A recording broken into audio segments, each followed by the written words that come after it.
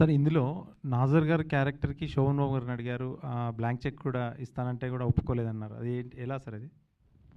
అది శోభన్ బాబు గారు అంతకుముందు మాతో ముగ్గురు మిత్రులు సినిమాలు తీశారు. అది కూడా చాలా పెద్ద హిట్ అయింది ఇది.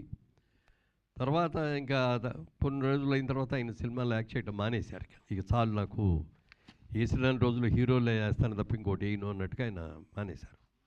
ఈ సబ్జెక్టు కథ చెప్పిన తర్వాత నాజర్ గారు వేసిన క్యారెక్టరు శోభన్ బాబు గారు అయితే బాగుంటుంది అని చెప్పి మాకు ఆలోచన వచ్చింది.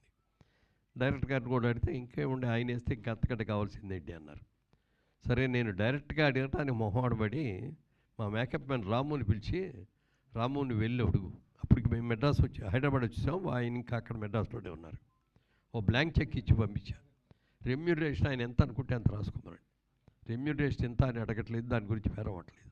బట్ ఈ క్యారెక్టర్ ఆయన చేస్తే అంటే కొంచెం ఏజ్డ్ క్యారెక్టర్ లాగా ఉన్నా కూడా సినిమాకి చాలా వాల్యూ పెరుగుద్ది, కథకు చాలా ఇంపార్టెన్స్ పెరుగుద్ది, ఆ క్యారెక్టర్కి విపరీతమైన ఇంపార్టెన్స్ వస్తుంది అని చెప్పి అనుకొని పంపిస్తే ఆయన ఫోన్ చేసి, సారీ మురళీమోహన్ గారు ఏమనుకోవద్దు, నేను శోభన్ బాబు అని ఎవరైనా గుర్తు తెచ్చుకోగానే నేను హీరోగా ఉన్నప్పుడు ఎలా అందంగా ఎలా టిప్ టాప్గా డ్రెస్సులు వేసుకొని ఎలా చేశానో అలాగే నన్ను గుర్తుంచుకోవాలి తప్ప ఒక తండ్రిగానో తాతగానో లేకపోతే ఒక రోగిస్ట్గానో అట్లాంటి క్యారెక్టర్ నేను చేయదలుచుకోలేదు, ఏమనుకోవద్దు.